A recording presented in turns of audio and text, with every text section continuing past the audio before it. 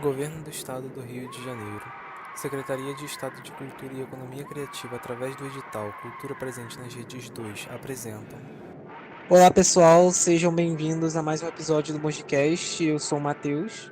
E eu sou Daniel. Esse não só é o sétimo episódio desse podcast, como ele também é o último, né? É o encerramento dessa série que a gente vem dizendo desde o começo que se trata de uma minissérie, né? Ela tem um começo, um meio e um fim, pelo menos por enquanto, né? Já que a gente abordou todos os filmes do Zé do Caixão. A gente não falou de todos os filmes do Mojica, mas a gente falou de todos os filmes do Zé do Caixão, do personagem do Zé do Caixão, que foram basicamente que a gente vem tratando, principalmente nesses primeiros 5 episódios, né? Sim, exatamente. A gente passou basicamente quase a temporada inteira do Mojicast falando sobre os filmes, né? A gente teve esses cinco primeiros episódios, onde a gente abordou em cada desses episódios um ou no máximo dois filmes do Zé do Caixão. E não só os filmes que o Mojica, né, trabalhava como diretor, mas sim os filmes onde o Zé do Caixão estava ali com o personagem. E no episódio anterior, no último episódio, episódio 6, a gente falou um pouco sobre o Zé do Caixão como pessoa, como artista, e como ele é visto aqui no Brasil e como ele foi visto durante muito tempo lá fora. E um pouco também nessa relação do impacto que a arte dele teve lá fora e como, de certa forma, foi meio que negligenciado aqui no país onde ele produzia realmente. Então isso tudo vai ser muito importante para o episódio de hoje, porque aqui a gente vai discutir o futuro do Zé do Caixão, se existe um futuro para o Zé do Caixão, né? Porque ao longo dessa série a gente falou sobre filmes canônicos, né? Esses filmes que meio que estabelecem uma linha do tempo de eventos e que são diretamente uma sequência um do outro. E a gente falou sobre filmes metaficcionais, né? Filmes onde o José Mojica Marins interpreta a si mesmo, ou então uma versão melhorada de si mesmo, e onde o Zé do Caixão habita aquele espaço ou como um personagem ou como uma forma de mídia que as pessoas ali dentro consomem, né? Então, ele tem essas duas vertentes na obra dele, o ciclo canônico e o ciclo metaficcional. Além disso, o Zé do Caixão, ele é um desses personagens que a gente fala muito sobre como ele é um dos grandes artistas do Brasil. Ele é provavelmente um dos mais conhecidos. Ele é realmente um personagem quase mitológico do audiovisual brasileiro, mas muita gente conhece ele de nome, mas às vezes a gente não sabe muito bem dizer por que que ele é famoso. O que que torna o Zé do Caixão uma figura tão icônica, tão memorável, né? Por que que o Zé do Caixão tá no imaginário popular? Havia uma época em que o Zé do Caixão era uma das pessoas mais famosas do Brasil, né? Anos 60, anos 70. Ele era uma figura realmente grande, ele era um cineasta que conseguia falar com as massas, falar com o povo, né? Atingir esse povão. E com o passar do tempo isso foi se perdendo. O Mojica passou por diversos problemas financeiros, problemas familiares. Então, boa parte do que ele planejou fazer nunca viu a luz do dia. Então, o que a gente tem são vários roteiros escritos ou semi-finalizados, às vezes até alguns projetos que ele rodou horas e horas de filmagem, mas que nunca foram concluídos, nunca foram editados, nunca foram gravados, nunca conseguiram dinheiro para serem realizados. Então, o Zé do Caixão é um desses poucos artistas que tem esse vasto repertório de projetos nunca concluídos que a gente consegue pelo menos ter algum acesso sobre no Brasil, né? É geralmente um pouco difícil da gente descobrir sobre esses projetos que nunca foram feitos por diretores brasileiros. É muito comum, por exemplo, a gente ver isso com diretores estrangeiros, casos muito famosos, né? Tipo os filmes do Guilherme Del Toro que ele nunca fez, o Duna do Jodorowsky que nunca foi para frente, né? Então a gente conhece muitos casos de filmes que nunca foram feitos lá no exterior. No Brasil nem tanto. No Brasil a gente tem poucas informações sobre isso. São informações escassas. A gente tem, por exemplo, sei lá, Rio Zona Sul do Nelson Pereira dos Santos, mas mesmo assim a gente tem poucas informações sobre. E no caso aqui do Mojica, boa parte dessa pesquisa que a gente vai estar abordando no episódio de hoje, que vai ser pelo menos essa primeira parte do episódio, falando sobre os filmes nunca realizados do Zé do Caixão, ela é baseada na biografia Maldito, pelo André Barcinski e pelo Ivan Finotti, que tem sido a principal fonte de pesquisa para esse podcast.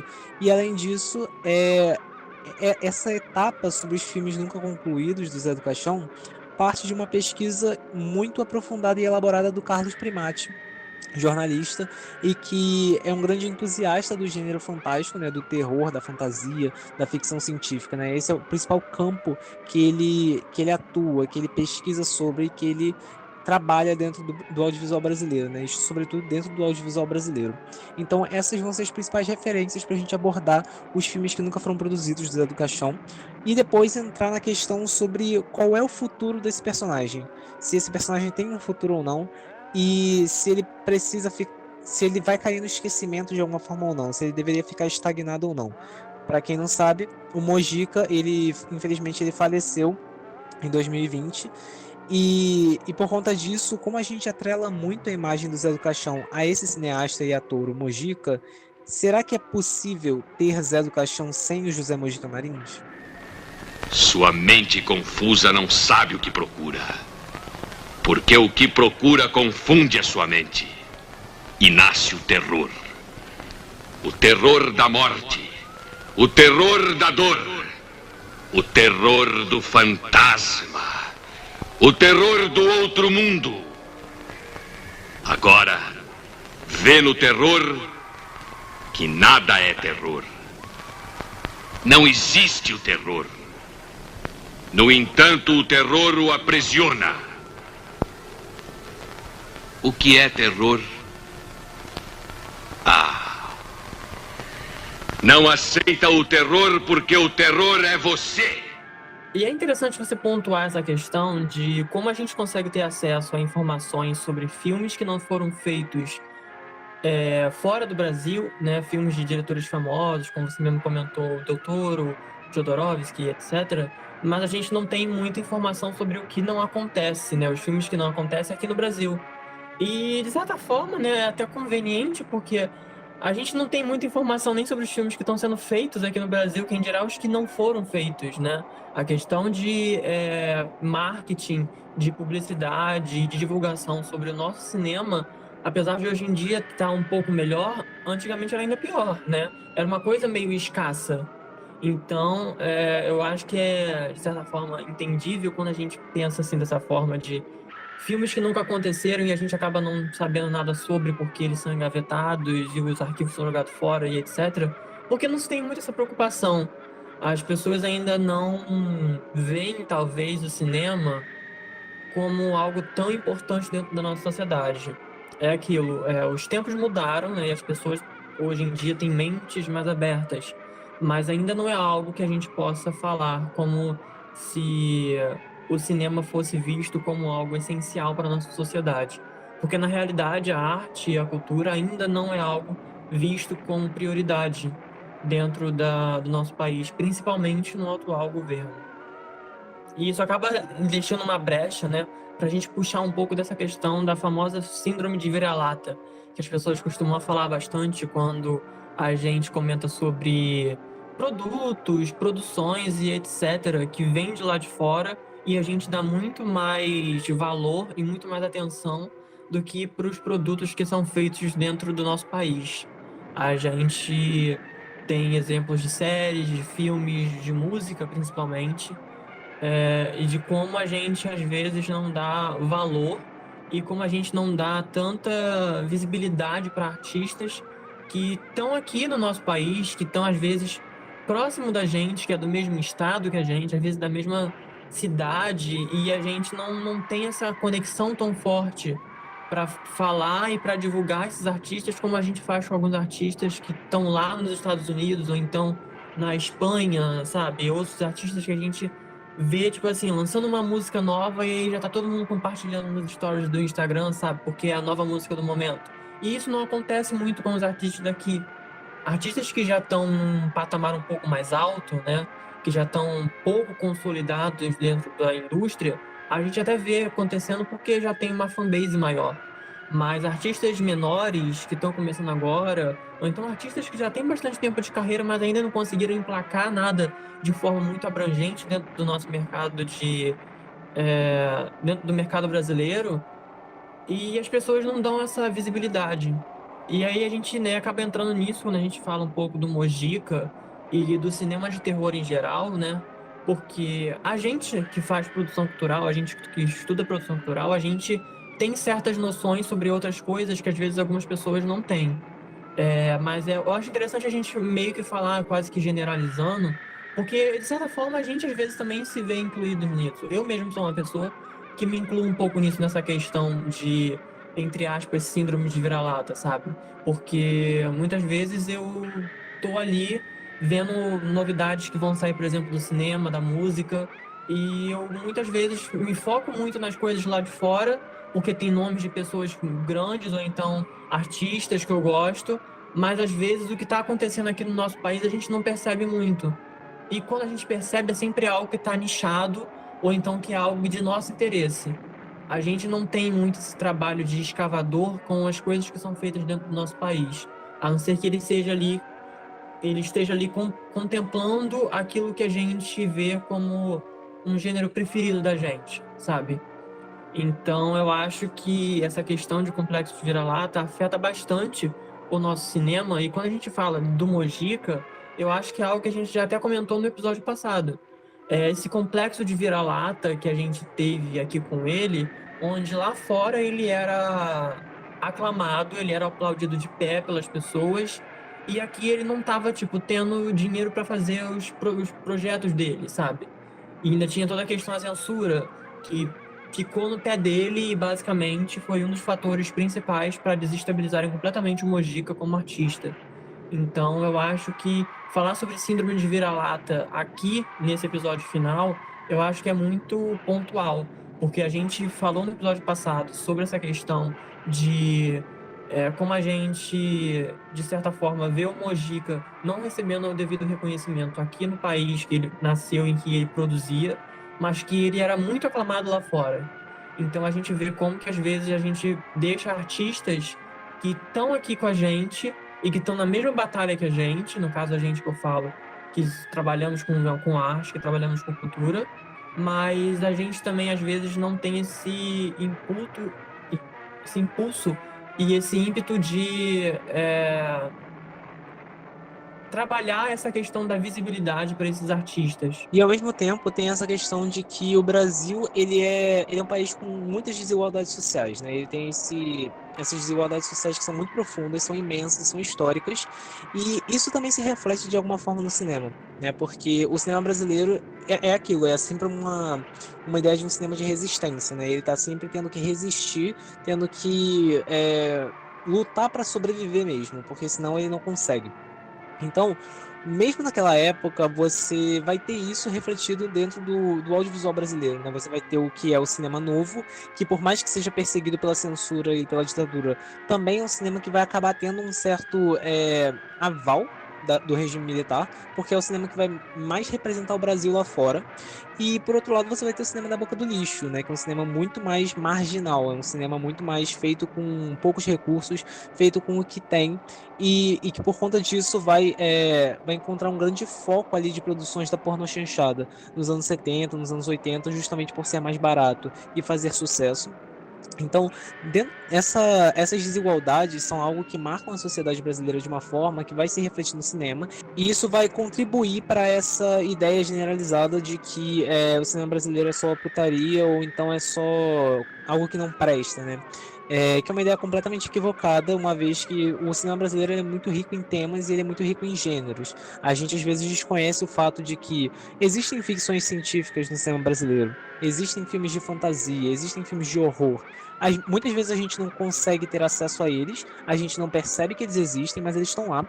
E o que a gente precisa é realmente batalhar para que mais filmes desse tipo sejam feitos, porque a dificuldade de acessar recursos continua sendo algo corrente dentro do audiovisual brasileiro, né? Você ainda vai ter esse audiovisual que é de certa forma muito pautado por grandes empresas, por grandes produtoras, e que vai desestabilizar de alguma forma produtores independentes, né? Então Mojica, ele é um desses cineastas que ele foi, como o Daniel falou, muito prejudicado pela censura, né? Por conta disso, ele passou anos e anos tendo dificuldade de conseguir investidores para os projetos dele, né? Então, quando a gente pensa em Zé do Caixão, a gente tem aquela imagem na cabeça de um cara meio velho, meio barbudo, que fica vociferando pragas, algo meio meio zoado mesmo, esse seria o termo, zoado por ser trash, né? Que vem muito do fato de que o Zé do Caixão precisou fazer bicos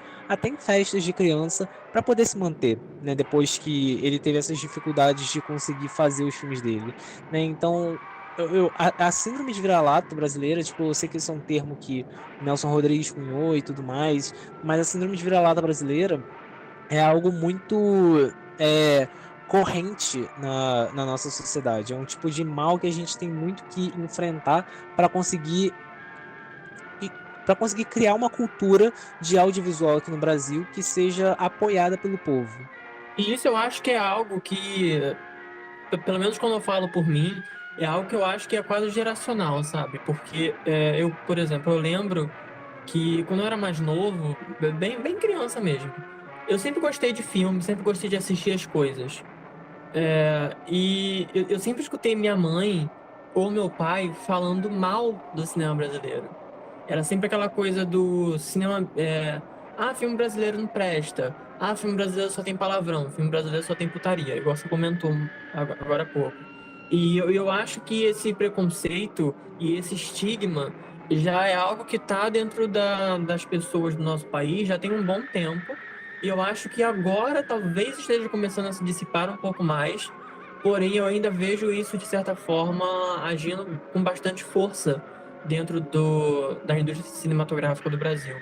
Porque a gente tem muitos filmes saindo durante vários momentos do ano e a gente não tem esse apelo como as pessoas têm com os cinemas lá de fora. Principalmente o cinema que vem dos Estados Unidos. A gente viu discussões sobre isso, se eu não me engano, no final do ano passado, começo desse ano. Na real, já tem muito tempo que isso é discutido, mas eu lembro que se acalorou bastante no final do ano passado, se eu não me engano, por causa de Homem-Aranha, pela questão do monopólio, onde várias salas estavam exibindo o filme em todos os momentos, basicamente ocupando todos os horários possíveis, e enquanto isso tinham filmes brasileiros estreando, e mesmo assim o filme do Homem-Aranha não saía de nenhum momento de cartaz, se eu não me engano ele ficou 2 ou 3 meses em cartaz, e mesmo assim depois de 2 meses ainda mantinha um número enorme de salas, e isso é algo que reflete bastante, apesar da gente estar tendo esse progresso, entre aspas, ainda é algo que é muito devagar, e as pessoas ainda não entenderam que a gente sabe fazer cinema também. A gente também sabe fazer filme bom. E mesmo que seja essa questão do filme de comédia, que é algo que ficou muito caracterizado no nosso país, onde a gente vê muitos comediantes, principalmente do pessoal da Globo, fazendo filmes e esses filmes fazendo um burburinho no cinema, mesmo que sejam só filmes de comédia, a gente também sabe fazer filmes de comédia muito bons, sabe? E diferente, por exemplo, de uma parcela dos filmes de comédia americanos que se apelam muito na questão do besterol, a gente brinca com as coisas, mas a gente também sabe fazer filmes que estão ali, de certa forma, sendo bem construídos, mesmo que sejam apenas filmes de comédia, sabe? Diferente de alguns filmes norte-americanos que fazem muito sucesso e que não tem uma boa estrutura, sabe? É simplesmente um filme que tá botando um monte de besteira atrás da outra, que o pessoal adora e começa a rir. Não tem nenhum problema em você gostar desse tipo de filme. Mas tem toda essa questão de que por que o filme de comédia americano é engraçado e o nosso só tem palavrão? Sendo que o de comédia americana também só tem palavrão. Pois é, e assim, a gente vê muito as pessoas falando que não gostam de cinema brasileiro, colocando o cinema brasileiro quase como se fosse um gênero, né? Tipo, o cinema brasileiro ele não é um gênero, ele é o tipo de audiovisual que é feito num país inteiro, né? Então, existe uma variedade de temas, existe uma variedade de gêneros, existe uma variedade de assuntos que são abordados, que são tratados, uma variedade de estéticas, sabe? Os filmes brasileiros, eles não são iguais. Não é uma... não é apenas uma pessoa que faz esses filmes, uma produtora que faz esses filmes. É um conjunto de vários artistas que trabalham. É uma variedade, até para fazer jus à variedade que existe no Brasil. Então, quando você fala que não gosta de cinema brasileiro, você está tendo uma visão muito limitada sobre o que realmente é feito aqui no Brasil.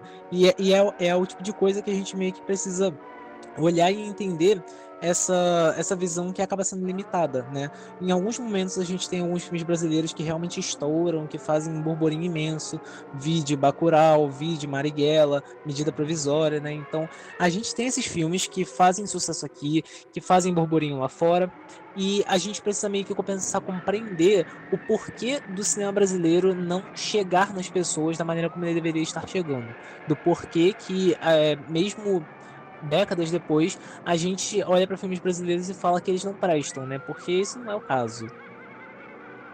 E também é interessante a gente pontuar, porque você mesmo deu alguns exemplos de filmes brasileiros que entraram, né, em cartaz e fizeram um certo burburinho, fizeram um sucesso. Você mencionou Bacurau, você mencionou Marighella. Eu também lembro, por exemplo, de Aquários. É, consigo lembrar também de Hoje Eu Não Quero Voltar Sozinho. Que Horas Ela Volta. E são filmes que fazem sucesso, né? Que as pessoas lembram, né? Quando a gente fala de cinema brasileiro. E a gente também tem os filmes de comédia, por exemplo. Eu acho que, por exemplo, Minha Mãe é uma Peça é provavelmente um dos nomes mais emblemáticos quando a gente fala de cinema brasileiro, porque as pessoas, um fator elas se apegaram muito ao Paulo Gustavo. O fator 2 era um filme muito, muito bom. Ele é um filme muito engraçado, todos os três filmes. E tem toda essa questão também de identificação, né? Ele pega aquela temática de mãe, de maternidade, de como é lidar com os filhos, etc. E isso junto, pegando a própria experiência dele com a mãe dele. E isso, de certa forma, causa uma identificação com as pessoas. E isso também é um dos fatores pelo qual o filme se torna um sucesso. Mas é importante também a gente pontuar que esses filmes que acabam fazendo um certo sucesso, eles estão atrelados a produtoras ou então a diretores que já tem um certo renome, ou então que já tem pelo menos algum, vamos dizer assim, não quero usar a palavra consolidado, mas que já tem algum lugar específico ali, sabe, dentro da produção cinematográfica do nosso país. E isso eu acho que é algo que vale a pena a gente pontuar, porque, por exemplo, quando a gente fala do Mojica, o Mojica era uma pessoa que fazia as coisas independente. Ele não tinha patrocínio, ele não estava atrelado a uma grande produtora, ele estava ali no corre fazendo as coisas com pouco dinheiro e usava as coisas mais improváveis do mundo para fazer os efeitos e etc. Sabe? Então acho que isso também é válido a gente pontuar. O cinema que a gente vê hoje em dia sendo bem aceito, entre aspas, pela sociedade, é aquele cinema que tem uma produção melhor, é aquele cinema que já está vinculado a nomes maiores, por exemplo, a Globo Filmes. Então a gente tem muito essa questão, sabe? De que o cinema brasileiro já está começando a ganhar um certo destaque, mas esse destaque sempre aparece quando está atrelado com algo um pouco maior. Tem muita gente aí que está fazendo filmes independentes, que não tem muita ajuda e que não está tendo essa corrida atrás. Diferente lá de fora. Lá, por exemplo, tem uma premiação nos Estados Unidos que premia filmes com orçamento baixo. E são filmes independentes, sabe? E esses filmes independentes estão ali ganhando visibilidade. Inclusive, já teve filmes com orçamento, entre aspas, né, baixo, porque não é tão pouco dinheiro assim, mas comparando com filmes de grande produtora, já é um orçamento baixo. E, tipo, estão ganhando visibilidade, estão sendo indicados a prêmios grandes, sabe? E isso não acontece muito aqui ainda. A gente tem alguns filmes, assim, independentes, mas eles só aparecem se você for atrás, sabe? Então, acho que isso também vale a pena a gente pontuar. Principalmente dentro do cinema de horror. Por exemplo, agora, assim, de cabeça, assim, que eu lembro de uma produção recente de terror que causou uma certa euforia, assim, no público, eu acho que foi As Boas Maneiras. Eu acho que é, assim, o mais recente que eu consigo lembrar, assim, que as pessoas comentaram sobre, é ele, que inclusive ele tá até disponível em plataforma de streaming, coisa que é raro a gente ver. Mas outros filmes, por exemplo, que eu sei que são de terror, mas que eu não vi as pessoas comentando muito, eles não estão, sabe? Eles não estão ali aparecendo. Então acho que isso também influencia bastante. você aprontou demais. Lágrimas não me satisfazem. Sim, você ousou olhar para o seu vizinho. O vizinho? O vizinho era o outro canal. Mas então, voltando especificamente para o Mojica, né? A gente, como o Matheus comentou, a gente ia falar um pouquinho sobre esses filmes, né? Esses filmes que meio que não aconteceram, né? Os filmes não finalizados, ou então os filmes cancelados do Zé do Caixão, aqueles filmes que talvez ficaram ali no papel e que não saíram desse departamento das ideias, né? Ele não conseguiu executar essas ideias que ele queria. A gente já comentou bastante aqui sobre a filmografia do Mojica e sobre a questão do Zé do Caixão, né, que age como esse personagem dentro da maioria dos filmes. Mas é legal a gente comentar também que o Mojica ele não fazia só filmes de terror, né? Ele tipo assim, isso como se fosse a única coisa que ele fazia. Não. O Mojica ele fazia filmes de vários gêneros diferentes. Ele já tentou fazer filmes faroeste, aventura, filmes dramáticos, documentários, a era do filme pornô, quando a gente já comentou nos episódios passados. E durante esses momentos que ele tentava fazer outras coisas e etc., alguns desses filmes que ficaram, né, meio que inacabados, são alguns desses filmes que saem um pouco do gênero também do terror. Tem alguns filmes de terror também que ele não consegue fazer, mas tem alguns filmes também de outros gêneros que ele também não consegue. Como o Matheus já comentou também anteriormente, a gente tem usado o livro Maldito, né, como meio que base de pesquisa pra gente aqui no podcast, né? E é interessante a gente ver como que o Mojica ele soube ficar ali em vários momentos, né, dos anos 60, 70, 80, em diversas coisas diferentes, como ele arriscou, como ele tentou de tudo para fazer o nome dele ficar pelo menos gravado na memória das pessoas. E de certa forma a gente vê que ele consegue, né? Ele realmente consegue fazer isso. E é muito interessante também ver essa relação dele com as pessoas que vão aparecendo no caminho dele. Uma dessas pessoas mesmo, né, que a gente pode comentar é o Augusto Pereira, que foi o produtor que assinou o contrato com o Mojica logo depois do sucesso que teve o primeiro filme, lá em 64. E ele, queria que o Mojica fizesse vários filmes. Então a gente teve, né, Esta Noite Encarnarei no Teu Cadáver, que foi esse filme que aparece em 64.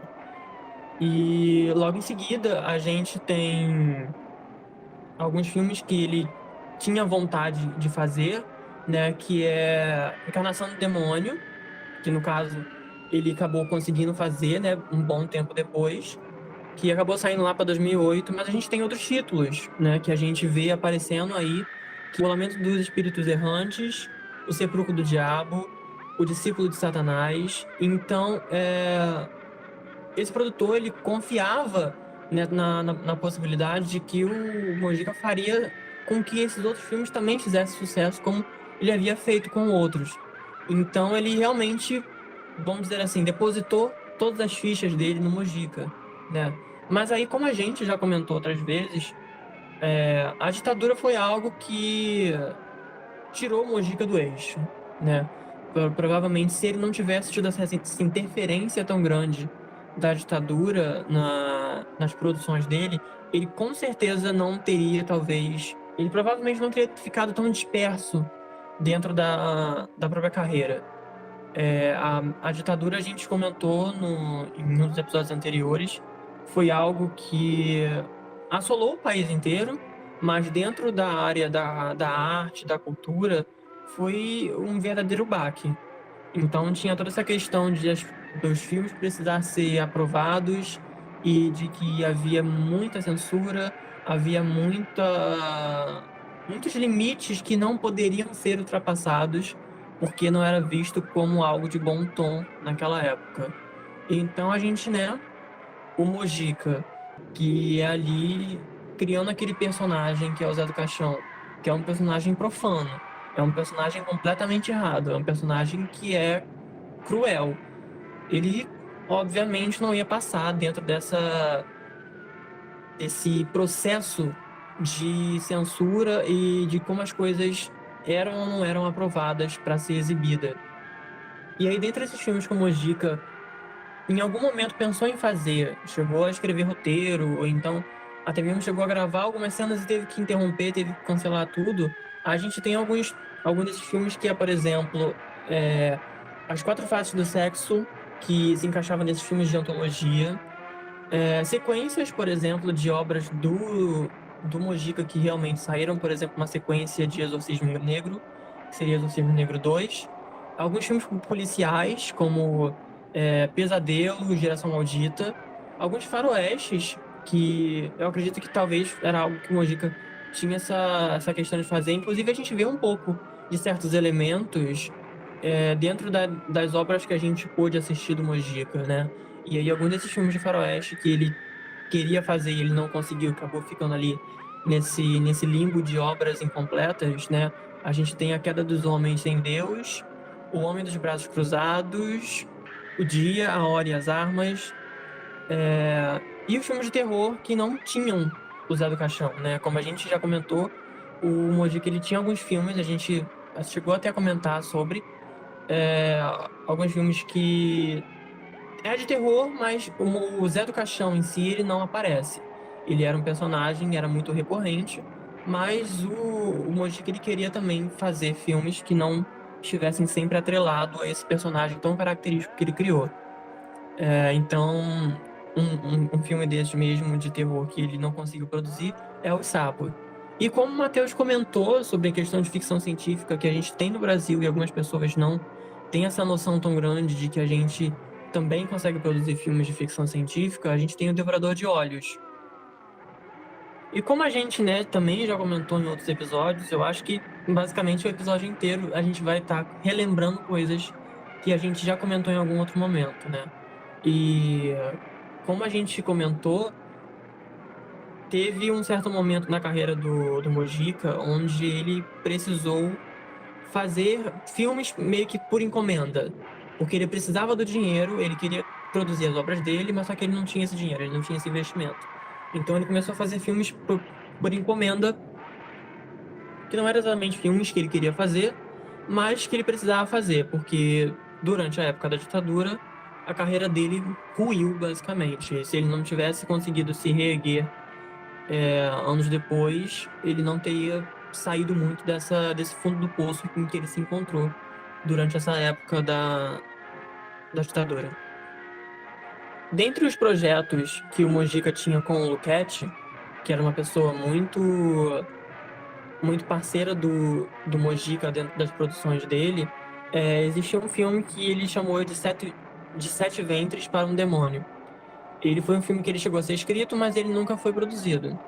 E ele seria uma sequência direta do episódio Ideologia, que é presente no filme O Estranho Mundo de Zé do Caixão, que é um filme de antologia.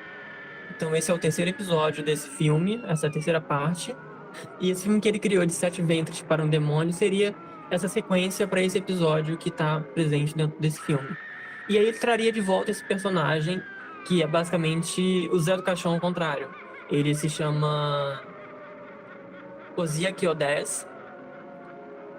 E aí ele traria esse personagem de volta, que esse personagem ele aparece nesse filme, que esse personagem aparece nesse episódio presente no filme Estranho Mundo de Zé do Caixão. E aí ele se passaria por um professor para poder seduzir e fecundar 7 belas mulheres. Novamente a gente vê esse tema recorrente nas obras do Mojica, onde ele o tempo inteiro está querendo engravidar alguém. Só que aí ele quer fazer essa questão de seduzir e fecundar essas mulheres para poder fugir de uma maldição de uma bruxa e aí gerar um filho. E o final desse filme revelaria que ele e o Zé do Caixão são a mesma pessoa. Mesmo que o nome dele tá ao contrário, eles são a mesma pessoa. E é algo que meio que fica vago quando esse personagem ele é apresentado dentro do filme Estranho Mundo de Zé do Caixão. Ele e o Luquete também escreveram uma sequência que se chamava Possuída por Satã, onde o personagem ele se livra de um pacto com o demônio, prendendo num lugar uma mulher durante 7 anos. E aí, a cada ano, Satã iria fecundar essa mulher e levaria o filho anterior que ele havia colocado nela anteriormente. Pra gente ver que o Mojica, ele tinha inúmeras ideias, né? E muitas vezes essas ideias não conseguiam sair do papel, ou então logo depois elas eram trabalhadas, porém de outra forma. E isso é algo que é muito comum dentro do cinema. Como a gente comentou no começo do episódio, tem vários diretores famosíssimos que não conseguiram ir adiante com certos projetos, porque eles não conseguiam por X motivos. E aí depois, ou eles reutilizam aquela ideia em algum outro filme, ou então eles engavetam essa ideia, ou então essa ideia é passada para frente e outro diretor assume. A coisa mais normal dentro do cinema é esse tipo de coisa acontecer. E o Mojica não fugiu disso. Também teve momentos em que ele queria fazer projetos e ele não conseguia fazer. Tem uma fala bem interessante do Guilherme Del Toro, que ele diz que o estágio natural de um filme, de um projeto cinematográfico, é ele não ser realizado. Né? Que o mais comum, na verdade, é você ter filmes que não são feitos do que você ter filmes que são feitos. E cada filme que é feito é uma espécie de milagre ali, porque os diretores trabalham com vários projetos ao mesmo tempo, e às vezes um ou dois que vão sair, sabe? Então, isso é uma realidade, isso já é uma realidade lá fora, imaginando o Brasil, né, num contexto de ditadura militar. Mas mesmo com isso, o Mojica e o Luquete, como a gente está percebendo aqui, eles eram muito prolíficos durante os anos 60 e 70. Eles produziam bastante, eles escreviam muito. O Luquete escrevia quadrinhos, livros, roteiros para séries, roteiros para filmes. Né? O Mojica, por exemplo, trabalhava pra caralho. Ele tinha várias ideias, ele era uma pessoa muito criativa, né? Então, às vezes eles tinham ideias que eram justamente com esse intuito de manter o nome do Zé do Caixão no imaginário popular, né? Manter o nome Zé do Caixão na boca das pessoas. Então, a gente falou muito nesse programa sobre como o Mojica é um grande showman, né? Sobre como ele está sempre buscando ter o nome dele vinculado à mídia. E uma das obras em que ele trabalhou e que nunca foi feito, né, junto com o Luquete, foi As Aventuras do Zé do Caixão, que ia ser uma super produção infantil que ia juntar tanto cenas em live action com desenho animado num estilo super Mary Poppins, super Se Minha Cama Voasse da Disney, né? Então é um filme que ia ser bem bizarro, bem improvável até, sobre o Zé do Caixão defendendo o planeta Terra contra uma invasão de alienígenas. Né? Então, além disso, o Mojica e o Luquete, eles escreveram histórias do Zé do Caixão contracenando com comediantes para séries de TV. Então, são coisas que fogem muito ao perfil que a gente costuma ver atrelado ao personagem, né? O que não necessariamente seria uma coisa ruim, porque a gente vê que o Mojica aborda o Zé do Caixão de várias maneiras diferentes, né? A gente tem filmes canônicos, a gente tem filmes metaficcionais, a gente tem filmes experimentais dentro disso, né, como O Ritual dos Sádicos, que é um filme bem experimental, ou então Delírios de uma Normal, que é ainda mais experimental, né? Então o Mojica estava sempre buscando fazer coisas um pouco fora da caixa. E isso de você descaracterizar o personagem que você está criando é algo que já era comum naquela época, porque você vai ver, por exemplo, as produções de monstros da Universal, que começavam como filmes realmente de terror, que chocavam o público, assustavam, e aí depois você passava para a versão do Abbott e Costello, que era o filme de comédia onde essa dupla de comediantes encontrava os monstros, sabe? E que com o passar dos anos no slasher a gente vai ver o Jason 10, Jason 12, onde a gente já não consegue mais levar tão a sério o fato de que ele morre e volta sempre, né? Então, essa recalchutagem é uma coisa que é muito comum no cinema de terror, né? Essa necessidade de você tornar aquilo uma franquia e que acaba, por um lado, descaracterizando o personagem. E é muito interessante também a gente ver, porque é legal você mencionar isso sobre como alguns personagens e monstros tão característicos do cinema de terror, eles, de certa forma, em algum momento, eles são descaracterizados, ou então eles passam por certas mudanças que, às vezes, algumas pessoas não entendem, né? E eu gosto muito de relacionar o Zé do Caixão com o Fred Krueger, porque eu acho que ele... Claro, posso estar, tipo, né, meio que indo assim um pouco pra frente, mas eu vejo quase como se eles fossem um paralelo, sabe? Quase como se o Zé do Caixão fosse meio que o nosso Fred Krueger, sabe? Porque eu acho que eles têm muitas semelhanças. Não só pela questão do metaficcional, ou então da forma que eles se apresentam como um showman, né?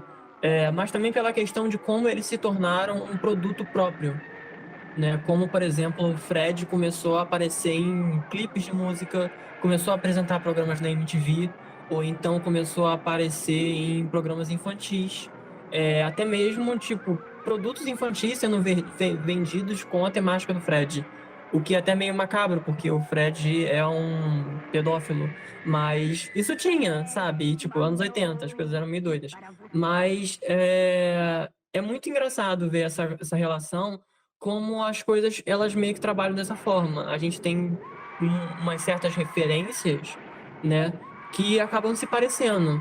Que pra mim fica muito claro essa coisa de essas ideias mirabolantes que o Luquete e o Mojica tinham pra tirar meio que o Mojica daquilo que a gente estava acostumado a ver. No caso, não é a gente, mas o público, né? Essa coisa apenas de homem sádico que tá ali meio que sombrio, atormentando todo mundo, jogando praga em um monte de gente, sabe? E pegar esse personagem e subverter as expectativas que a gente tem sobre ele, sabe? Inclusive, eu até penso que é até meio triste a gente não ter esses filmes que não foram feitos, né? Tipo esse meio que Zé do Caixão Mary Poppins, que eu acho que, sinceramente, seria algo muito divertido de assistir. Eu não entendo muito essa questão é, desse medo que algumas pessoas têm dessa coisa de estão destruindo o personagem porque o personagem não era assim. Sendo que o personagem passa por evoluções, sabe? O Fred mesmo, por exemplo, ele no primeiro filme, ele não é o mesmo que ele é no sexto filme. O Fred do sexto filme é um Fred completamente brincalhão, quase um palhaço de circo já, sabe? Diferente do Fred do primeiro filme. Então, por que o Mojica não podia fazer isso com o Zé do Caixão? Porque isso perderia a essência, entre aspas, sabe? Exatamente, isso é uma coisa que é uma forma que você encontra de revitalizar o personagem de certa forma, apresentar ele para novas gerações, né, de você realmente tentar expandir, dar novas camadas àquele personagem. É algo que acaba assim, a gente meio que percebe que é quase sempre num sentido de que o personagem nasce como algo sério, realista, talvez, ou então bem sombrio. É o caso do Fred Krueger, é o caso do Godzilla, por exemplo, e aí com o passar do tempo a gente vai tendo meio que essa infantilização, entre aspas, do personagem, né? Então, e é aquilo, não é necessariamente isso é algo ruim, isso tem elementos ruins e tem elementos bons disso. Eu também, por exemplo, eu acho que esse mega divertido assistir um filme de Zé do Caixão misturando live action, misturando animação, sabe, nesse estilo Super Mary Poppins. Eu acho que boa parte desses filmes aqui que ele planejou e que nunca foram feitos, é uma tristeza imensa que ele nunca tenha conseguido fazê-los, porque eles têm muita criatividade, eles têm muita inventividade por trás deles, né? Então, o Mojica, ele trabalhou em vários filmes experimentais na carreira dele, que usavam várias imagens com várias camadas de interpretação, com cenas que são mega sensoriais, usando som, usando cor, né? Então ele não está sempre preocupado em transpassar uma narrativa coesa. Ele quer mesmo explorar isso de sensorial. Então, dentro disso, um dos projetos dele, que se chamava Onde Nasce o Terror, ia ser um filme bem mais lírico. Ia ser um filme que ia ter até cenas de balé. E isso é basicamente o Zé do Caixão dormindo e sendo atormentado por 5 bruxas que andam pelo cérebro humano. E cada uma leva o Zé do Caixão para uma região em que ela domina. Né? Então ele acordaria, ele veria a mulher dele se contorcer de dores no parto, enquanto as bruxas também assistem, e o filho dele ia ser meio que uma mistura das 5 bruxas. E teve diversas cenas cortadas de filmes anteriores que vão ser reutilizadas aqui, o tipo de coisa que ele já faz em Delírio Normal. E esse filme foi quase todo rodado, mas os laboratórios responsáveis pelo negativo do filme acabaram dando cabo nele. Então é um filme de Zé do Caixão que poderia muito bem ter sido lançado. Talvez em algum universo paralelo no multiverso esse filme exista, mas não no nosso, infelizmente.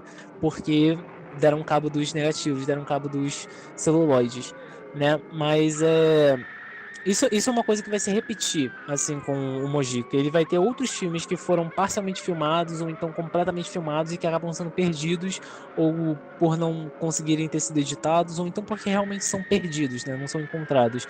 Tem O Olhar no Portal do Inferno e Trindade Demoníaca, né? Esse primeiro ia ser bem experimental também, ia ser sobre um sábio que quer encontrar Deus por meio do olho, né? De um religioso que por engano, transplantado nele. Só que na verdade aquele olho é do Zé do Caixão e ele só consegue ver o diabo, ele fica delirando com imagens do inferno e sonhando com isso, né? Então o Zé do Caixão ele ia ver a si mesmo numa mesa de cirurgia.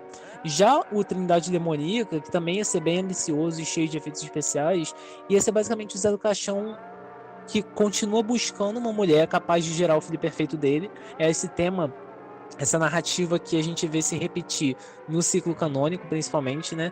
E aí, enquanto ele está fazendo essa busca, ele acaba entrando em conflito com o Leviatã, que é o líder de uma seita demoníaca e que prepara um ritual de adoração para essa chamada trindade demoníaca do título, né? Então, o Zé do Caixão iria cobiçar a filha dele, que também é satanista e que está sendo preparada pelo pai para ser uma incubadora desses demônios, né? Dessa trindade demoníaca. E aí, diferente dos outros projetos que iam dar continuidade à saga do Zé do Caixão, aqui o Zé do Caixão ele de novo ia ter um certo problema, uma certa frustração em conseguir ter o herdeiro dele, em conseguir concretizar os seus planos. Então a gente vê que essa é basicamente a narrativa que vai se repetir ao longo do ciclo canônico. É essa narrativa sobre o Zé do Caixão tentando encontrar a mulher perfeita e tentando gerar o filho perfeito, né? E até esse personagem do Leviatã é um personagem que vai se repetir em algumas ideias que não foram para frente do personagem. E antes da gente aprofundar esses filmes que iam dar continuidade à saga canônica do Zé do Caixão, vale a pena mencionar também alguns projetos que iriam ocorrer por fora, né, usando o personagem.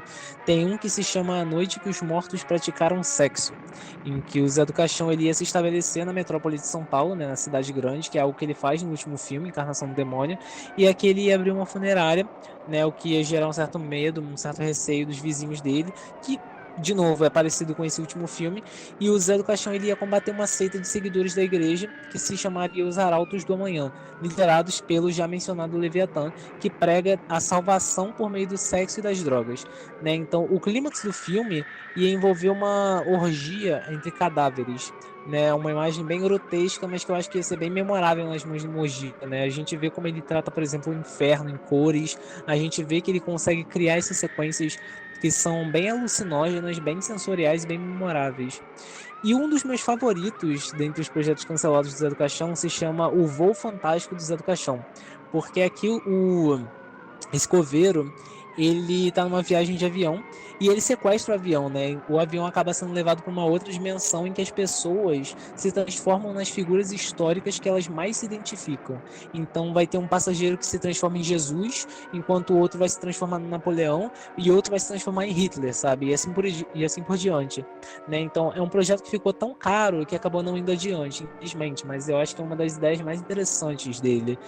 E outro filme de terror mais metaficcional era um chamado Noites de Terror no Play Center, que ia ser sobre um assassino à solta num parque de diversões durante apresentações do Zé do Caixão, que é algo que o Mojica de fato precisou fazer para contornar essas crises financeiras. E o curioso desse é que ele rodou 8 horas de filme. Né, é aquilo, não foi para frente, mas 8 horas de filme foram rodadas. Então ele teve imagens para tentar ilustrar essa ideia. Mas voltando para a saga do Zé do Caixão mesmo, para o ciclo canônico dele, tiveram várias propostas de sequência que nunca saíram do papel, como o Daniel falou no começo, né, de vários títulos que foram propostos antes mesmo de ter uma narrativa definida. E um deles, o Encarnação do Demônio, é um filme que foi feito, né, ele saiu, ele é o filme que encerra a saga do Zé do Caixão, mas ele é um filme que está sendo proposto desde os anos 60, e que por conta disso ele teve muitas e muitas alterações com o passar do tempo, né? Então, a versão que estreou nos cinemas em 2008 já é bem diferente ao que tinha sido imaginado antes, porque o filme ia ser uma sequência direta do Essa Noite Encarnarei no Teu Cadáver, né? O Zé do Caixão ia ser resgatado pelo Bruno, que é o serviçal dele, no pântano, né? Para quem não lembra, o segundo filme termina com ele meio que morrendo no pântano, e o terceiro filme iria fazer um retcon nisso, e o serviçal dele, o Bruno, ia ser morto pelo Zé do Caixão, porque o Zé do Caixão descobre que o Bruno engravidou a mulher que o Zé do Caixão estava cobiçando, né? E acaba gerando um filho deformado. O Zé do Caixão também mata a mulher com uma ratazana na vagina dela, que é um tipo de cena que viria a acontecer no Encarnação do Demônio que a gente vê hoje. Ou seja, é uma cena que já estava na cabeça do Mojica há tempos e que a gente conversou sobre como ela ecoa alguns dos horrores da ditadura, né? Alguns dos tipos de torturas que eram realizados nos portões das ditaduras, principalmente contra as mulheres, né? Então, isso meio que resgata aquela ideia que a gente vem abordando desde o primeiro episódio, de que o Zé do Caixão é basicamente um fascista, né? Ele bota o dedo na ferida da sociedade, mas ao mesmo tempo ele não é tão diferente assim dos monstros da sociedade, como ele prega ser. O Zé do Caixão ia tentar matar o bebê ingerindo várias drogas pesadas e ia acabar vivendo vários delírios alucinantes, né? Trazendo de novo esse caráter alucinógeno que a gente vê em outros filmes do Zé do Caixão e do Mojica, mas para esse espaço mais canônico. E aí, nesses delírios, o Zé do Caixão ia ser sugado para dentro de um vaso sanitário que é bizarramente parecido com Trainspotting, e ele iria parar no purgatório, que é uma ideia que também se manteve na versão final de Encarnação do Demônio, né? E essa é uma cena em cores para contrastar com o preto e branco do resto do filme. Basicamente a mesma coisa que ele fez no segundo. E quando ele chega num mar amarelo, ele ia descobrir que está na bexiga de um ser humano e que mais tarde, por meio de um canal urinário, ele ia chegar aos testículos e por meio de uma relação sexual ele vai parar dentro do útero, onde ele testemunha o início da vida. Então, é o tipo de ideia completamente alucinada que só podia ter saído da cabeça do Mojica, sabe? Que precisava ter sido feita, sabe? Porque é o tipo de coisa que faz a gente querer que o Mojica realmente tivesse um orçamento gigante nas mãos dele para poder fazer. Porque é algo totalmente aloprado, totalmente fora da caixinha e é o tipo de imagem que é meio perturbadora, mas ao mesmo tempo é muito criativa, né? Então, essa é uma das versões de como seria o Encarnação do Demônio original. Ele também chegou a propor outros títulos, como Encarnações de Lúcifer, que foi parcialmente escrita, e aí, de novo, ia trazer o personagem do Leviatã, ia ser basicamente uma trindade demoníaca, né? Mas, como a gente falou, o Encarnação do Demônio foi passando por essas mudanças com o passar do tempo. E essa foi uma delas. O Leviatã é um personagem que acabou se perdendo nessa saga do Zé do Caixão. E aí, além disso, a gente ia ter o Lamento dos Espíritos Errantes, que ia ser o próximo filme da saga depois do Encarnação do Demônio, em que o Zé do Caixão ele ia finalmente se tornar pai, mas ao invés de nascer o filho que ele estava sonhando, ia vir uma filha, uma menina. E aí o filme seguinte, O Sepulcro do Diabo, seria ele tentando mudar o mundo pela filha dele, para tentar criar um mundo melhor para a filha dele. Só que aí essa criança ia crescer e ia se rebelar contra o próprio pai. E só no capítulo final, que é Alguém Deve Morrer Essa Noite, o Zé do Caixão iria realmente conseguir conceber o filho perfeito dele, mas é um garoto que é completamente o oposto do que ele tinha idealizado. Então ele acaba se tornando o próprio executor do pai. Então a gente vai vendo muito desse caráter niilista quase do Zé do Caixão, de como as coisas que ele desejam acaba voltando contra ele, né? É sempre um pouco isso, de como o que você acredita, a sua crença, acaba sendo algo que te dá força, mas ao mesmo tempo é sua maior fraqueza. Esse é um tema recorrente durante toda a série do Zé do Caixão, e é algo que ia ser bem presente, como a gente pode observar pelas histórias que ele estava elaborando para os filmes seguintes, o tipo de coisa que ia ser a ideia central que ia guiar essas produções. Eu moro no castelo colorido e assombração. Não tenho medo de assombração. Eu sou o Zé do Caixão. Eu sou o Zé do Caixão. Eu moro no castelo dos horrores. Eu moro no castelo dos horrores e assombração. Não tenho medo de assombração. Eu sou o Zé do Caixão. Eu sou o Zé do Caixão. E assim como tudo que a gente vê sendo feito no cinema, algum momento a gente vai ver aquilo se transformando num remake ou qualquer coisa desse tipo. E o Zé do Caixão não vai escapar disso. A gente tem 2 remakes sendo produzidos para contar novas histórias com o Zé do Caixão como personagem principal. Só que esses remakes, eles não são brasileiros. Um deles é britânico e o outro é mexicano. Essa ideia dos remakes, ela surge a partir da empresa que detém os direitos das obras do Mojica, que lá fora é conhecido como Coffin Joe. Essa empresa é a One Eyed Films, ela é do Reino Unido e ela é especializada em filmes de terror. Mas os filmes de terror dela não fazem muito barulho. Eu acho que um dos que mais foi comentado é um chamado November, que é um filme com a Emma Roberts. E eles têm essa coisa meio conceitual de filmes de terror, quase aquela famosa expressão pós-terror. E eles têm os direitos das obras do Mojica.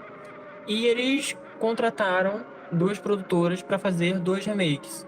A empresa que vai fazer esse remake britânico é a Spectre Vision, que é uma empresa que inclusive tem como um dos produtores o Elijah Wood, que é a pessoa que está mais envolvida no projeto. E basicamente eles estão querendo trazer uma versão atual e moderna do Mojica, de acordo com eles. Eles falam que a intenção de fazer esse remake é para trazer essa versão que fosse mais atualizada do famoso Zé do Caixão, que pudesse apresentar ele para novos públicos. E isso se dá muito a fato de que durante os anos 70, 80, o Zé do Caixão se tornou muito popular lá fora. Então eles querem trazer esse personagem de volta para esse público atual que talvez não tenha tanta noção de quem é o Coffin Joe, que é como ele é chamado por lá. E também tem esse remake mexicano, que também tem essa produção pela One Night Films. E ele está sendo escrito pelos cineastas Lex Ortega e Adrian Garcia. O filme, inclusive, vai ser dirigido pelo Lex Ortega. E, basicamente, eles estão também nessa mesma ideia de trazer novamente o personagem, mas meio que colocando ele nesse contexto cultural do México. Então, a gente tem esses dois projetos em pré-produção aí, que estão sendo pensados. E a gente tem muito essa questão de... É possível fazer um filme do Zé do Caixão sem o Mojica? Até que ponto a gente entende que o personagem, ele é apenas um personagem e ele pode ser interpretado por outras pessoas? Pois é, porque no caso do Zé do Caixão, ele é um personagem que ele surgiu no cinema, né? Então ele surgiu com uma imagem, um rosto, um ator, uma voz muito bem definidos, né? Ele é tipo Indiana Jones, ou então é tipo Fred Krueger. Fica difícil você imaginar outra pessoa incorporando aquele papel, né? Não é o caso, por exemplo, de um personagem de quadrinhos, em que você vai ter atores que podem ser parecidos com aquele traço, mas eles não vão ser iguais porque uma coisa é um traço, né? Outra coisa é o personagem em carne e osso. Então, você consegue ter um pouco mais de liberdade nesse sentido. Mas quando você já tem um personagem que surge no cinema, em um meio audiovisual, com uma imagem claramente muito definida, é outra história, é algo um pouco mais complicado, um pouco mais complexo. Principalmente quando a gente está falando sobre uma produção de um personagem que é tão icônico no Brasil, ganhando um remake lá fora, enquanto a gente não vê nada sendo produzido com um personagem aqui. Eu acho que é o tipo de coisa que é o tipo de discussão que serve para justificar o porquê que a gente trouxe à tona a síndrome de vira-lata no começo, né? Porque quando esses remakes foram anunciados, e de novo, é difícil saber se eles são remakes, se eles são reboots, o que eles são. Mas quando eles foram anunciados, as respostas foram bem divididas. Teve muita gente empolgada com a ideia de que agora o Zé do Caixão ficaria melhor do que estava antes. E teve gente falando que, tanto aqui como lá fora, tá? Gente no exterior mesmo falando isso, de que é impossível você recapturar a mágica que é ver o Mojica como Zé do Caixão. Né? É bem interessante ver esse discurso sendo feito não só por brasileiros, mas também por estrangeiros.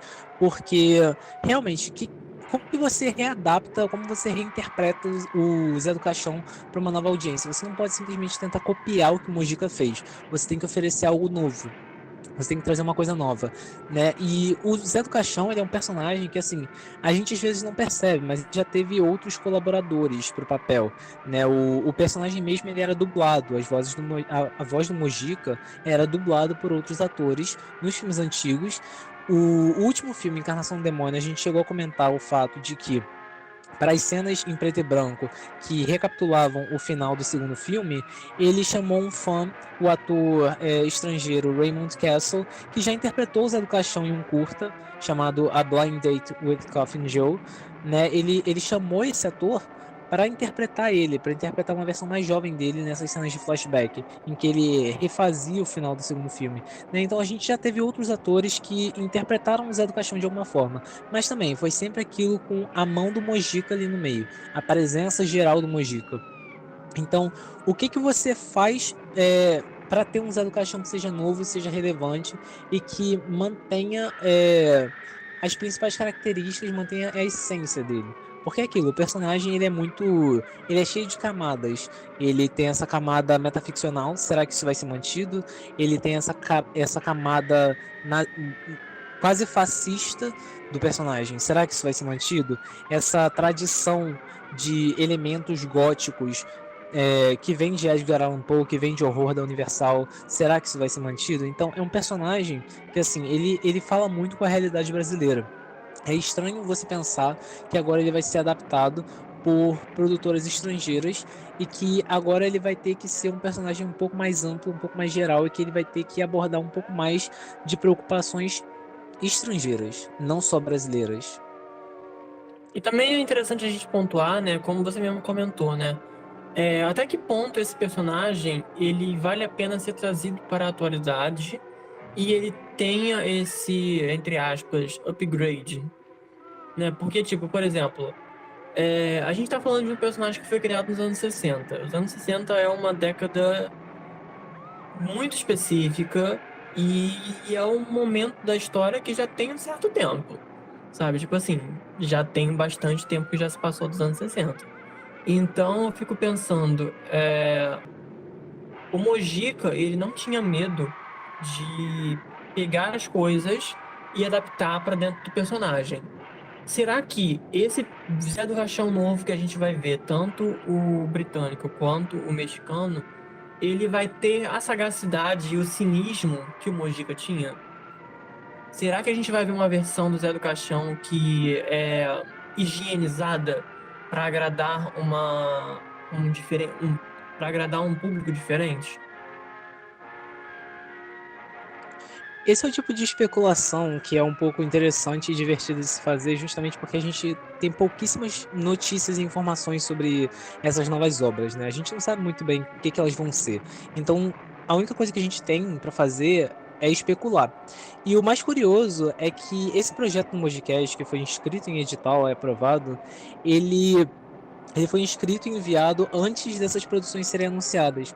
E uma das coisas que a gente comentou lá, quando foi tentar justificar o projeto, é de que 2021, 2022 são anos em que a gente vê um ressurgimento muito grande de personagens icônicos do terror.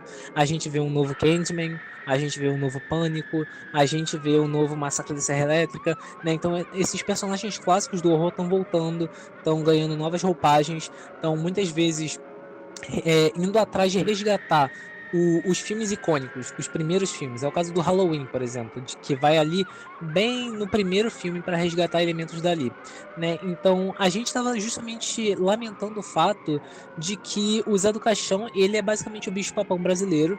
Ele é o personagem brasileiro que encaixaria nesse panteão de horror e a gente não vê mais nada sendo feito com ele desde 2008. Mesmo que o Mojica tivesse essas várias ideias, esses vastos roteiros que foram escritos, que foram imaginados, que foram discutidos e que simplesmente não foram realizados, né? Então, o que tem de espaço para você desenvolver em cima do Zé do Caixão é muito amplo. E como você estava falando, o Zé do Caixão, né, o Mojica, ele trazia muitos elementos da época para a obra dele, né? Então ele abordou a contracultura, ele abordou os horrores da ditadura militar. Ele trazia isso e discutia isso dentro da obra.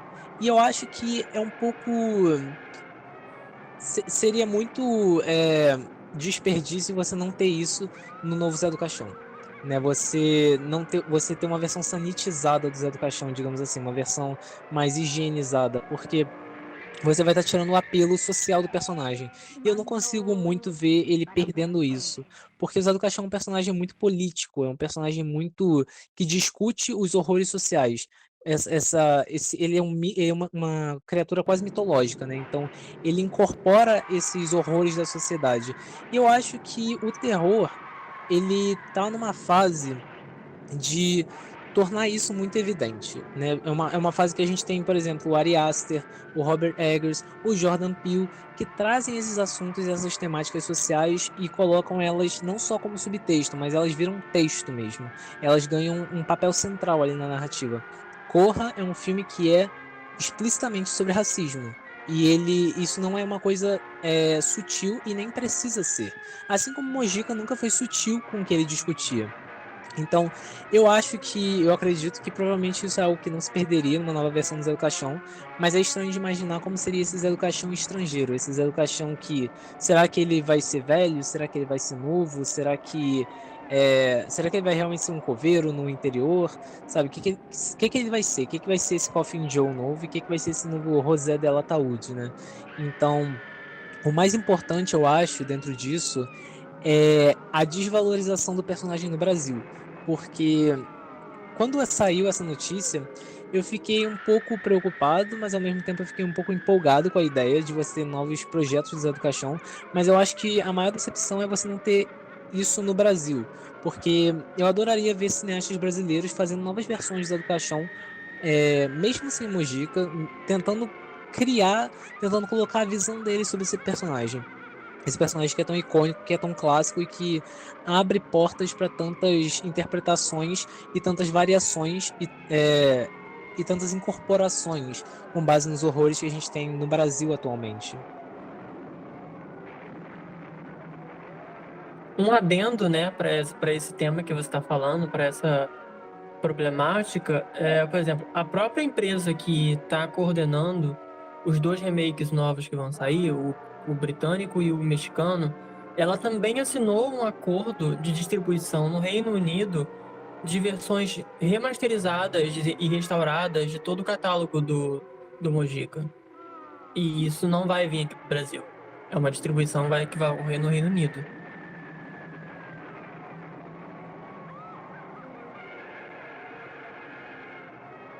Então é justamente essa questão de talvez no futuro algumas pessoas vão assistir esses filmes novos de Zé do Caixão e nem vão socar que começou como um personagem brasileiro, sabe? Que começou aqui no Brasil, que foi o Mojica sem dinheiro nenhum que deu início a isso. Então eu acho que a maior questão é justamente isso de a gente meio que perder o personagem por não valorizar ele, por não ter esse carinho por ele como a gente deveria ter, essa vontade de preservar, essa vontade de assistir, de disseminar. O Mojicast nasce um pouco com essa ideia, né, de tentar trazer uma luz sobre o personagem do Zé do Caixão, do porquê que ele é importante, do porquê que ele é necessário. E nesse contexto, eu acho, dos remakes estrangeiros, isso acaba ficando ainda mais importante, porque ele é um personagem nosso, né? Então é um personagem que precisa ser valorizado, ser resgatado, ser reinventado para debater os horrores do Brasil atualmente. E o terror é o gênero que provavelmente mais vem crescendo no Brasil nos últimos anos, justamente por conta da crise política que a gente passa, de toda essa desumanização de trabalhadores, dessa desumanização que a gente vê no atual governo. Então, tudo isso é um cenário meio que propício para você resgatar um personagem como Zé do Caixão, para você trazer uma nova roupagem para ele. E os próprios filmes do Mojica, eles sempre deixaram muitas pontas soltas para o que poderia vir pela frente, para ideias que poderiam ser abordadas em filmes futuros. Então, além de termos essas pontas soltas, esse cenário propício para debater horrores, a gente tem várias ideias, vários projetos do Zé do Caixão do Mojica que nunca foram para frente, então é um vasto material riquíssimo de consulta, né? Então acaba sendo meio que um desperdício a gente não ter uma nova versão do Zé do Caixão sendo feita aqui no Brasil, porque por mais que seja legal ver gente no exterior empolgado com o Zé do Caixão, valorizando o Zé do Caixão, querendo reinventar o Zé do Caixão, o maior problema é a gente não ver isso sendo feito aqui também. E a gente acaba retornando na discussão que você acabou de comentar sobre a questão do terror social, né? De como hoje em dia a gente vê o terror que, querendo ou não, sempre foi um gênero muito político, né? Porque sempre abordou, de certa forma, temáticas que as pessoas não esperavam ver sendo abordadas dentro do terror, mas que hoje em dia vem com muito mais força, né? Eu fico imaginando como poderia ser um filme novo do Mojica aqui no Brasil. Por exemplo, um filme do Mojica sendo feito agora, no cenário político atual da gente, sabe? Não é algo que é idêntico à época da ditadura, mas que a gente tem esse gostinho amargo na boca, sabe? De que a gente está sendo massacrado o tempo inteiro. Então eu fico pensando que seria muito interessante a gente ver o personagem Zé do Caixão adaptado para os dias de hoje no contexto do nosso país, sabe? Vai ser muito interessante ver ele lá fora? Vai ser, com certeza. Eu acredito que dependendo, né, da produtora que realmente, da forma como a produtora vai lidar com isso, com a história, pode sair algo muito interessante.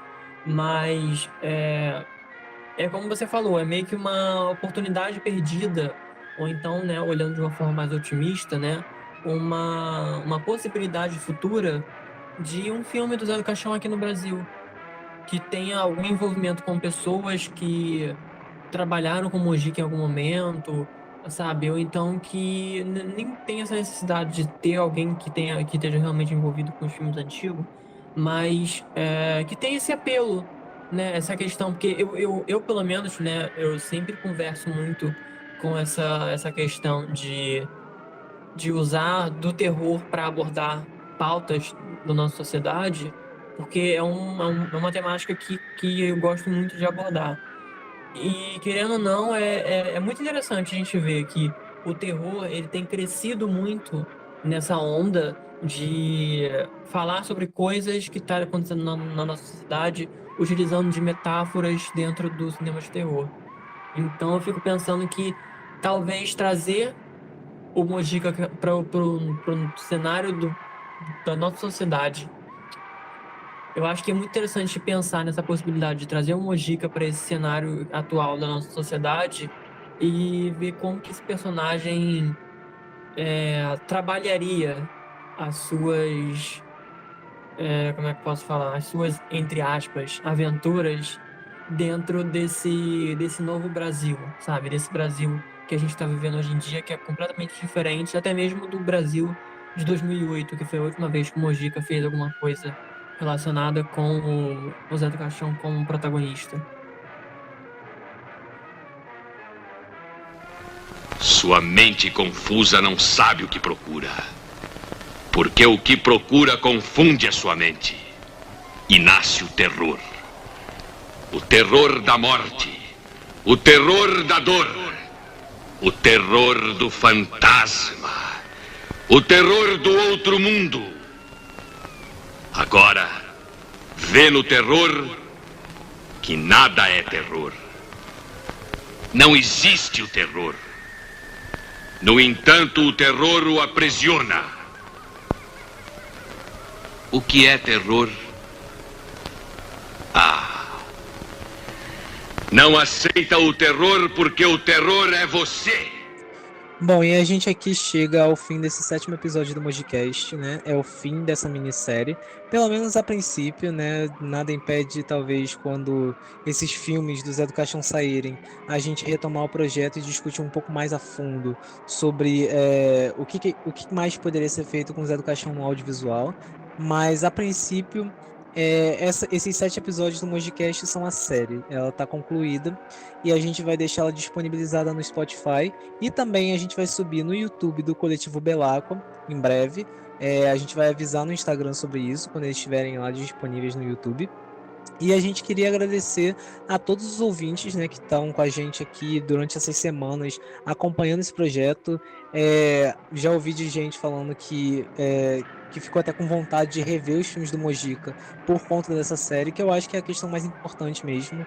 O Mojicast nasceu para isso, para debater o Zé do Caixão, o papel dele na sociedade e no audiovisual brasileiro, e o porquê que esses filmes são importantes e precisam ser revistos, ser reanalisados, ser preservados, e por que o Zé do Caixão precisa ser mantido, precisa ser resgatado como essa criatura imaginária e quase folclórica do Brasil, né? Então eu queria muito agradecer para todo mundo que tem escutado o Mojicast, para todo mundo que talvez venha escutar o Mojicast no futuro. E eu faço das palavras do Matheus a minha. Obrigado a todo mundo que escutou o Mojicast, que acompanhou a gente nessas semanas para escutar duas pessoas falando sobre os filmes do Mojica e como a criação do personagem do Zé do Caixão e todo o esforço que o Mojica teve dentro do nosso cinema é algo que se torna um referencial dentro do cinema brasileiro e principalmente para o cinema de terror. Eu espero que vocês tenham gostado, que tenha sido bom para vocês esses episódios, que a gente tenha trazido informações o suficientes e que realmente, como o Matheus falou, a gente consiga fazer com que aqueles que estão escutando e que não têm muito conhecimento sobre a questão do cinema de horror no Brasil, sobre o cinema de horror em geral, que possa pesquisar um pouco mais e talvez, assim como eu e Matheus, se apaixonar por essa vertente tão incrível do cinema. Exatamente. Então, se você foi atrás de Zé do Caixão, foi atrás de descobrir um pouco mais do personagem porque escutou o Mojicast, ou então porque descobriu o Mojicast e isso reacendeu a sua vontade, fala pra gente, porque a gente adora receber esse tipo de comentário, de mensagem, né? Justamente porque o projeto nasce com esse intuito. E a gente queria relembrar as redes sociais dele. No Instagram, a gente tá como @podmojicast. Ele é uma realização do coletivo Belacqua, que também tá no Instagram, tá no YouTube, tá no Facebook, né? Então, se vocês quiserem seguir a gente nas nossas redes sociais, a minha é @majortom_42. A minha é @dark_daniel18.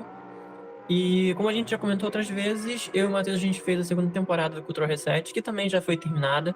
Já tá lá toda completinha no Spotify e em todas as outras plataformas de streaming. Então, se vocês também quiserem escutar a gente um pouco mais falando sobre outras temáticas, mas também sobre filmes de terror, porque a gente tem pelo menos uns 2, 3 episódios falando sobre filmes de terror, vocês podem procurar também o Cultural Reset em todas as plataformas de streaming. Vocês também podem procurar o Cultural Reset em todas as plataformas de streaming. E no Instagram vocês também podem encontrar como @cultural_reset. E além disso, eu e o Daniel, a gente está realizando um curta-metragem de terror e de fantasia que foi aprovado pelo edital Rio Filme, né? A gente vai estar realizando as gravações esse ano. Só que para complementar a verba do edital, né, para poder orçar esse filme da maneira e realizar ele da melhor maneira possível, a gente também está aceitando doações por fora na nossa chave Pix. Se você quiser saber mais sobre esse projeto, é só acessar @O Limiar da Meia-Noite, né? É um filme que vai ter bastante efeitos de maquiagem, vai ter monstros, vai ter criaturas. Então, justamente por conta disso, a gente está buscando esse aporte financeiro por fora do edital também para complementar essa verba e para poder tornar o filme algo realmente memorável, né? Então, é algo que a gente vem comentando nos outros episódios. A gente até realizou uma benfeitoria antes. A benfeitoria já foi encerrada. Quem contribuiu, a gente vai começar a elaborar em breve as recompensas, mas a gente ainda tem essa porta aberta que é a chave Pix para possíveis doações. E, assim, qualquer valor é bem-vindo, qualquer valor é importante para ajudar a tirar esse filme do papel. E quando o Mojicast estiver disponível no YouTube, a gente vai avisar no Instagram. E até lá, é basicamente isso. Muito obrigado por terem escutado o Mojicast. Futuramente, talvez, ouvir o Mojicast e ver o Mojicast no YouTube. E até talvez a próxima, caso a gente volte. Tchau, tchau, gente. Tchau, tchau, pessoal. Governo do Estado do Rio de Janeiro. Secretaria de Estado de Cultura e Economia Criativa, através do edital Cultura Presente nas Redes 2, apresentam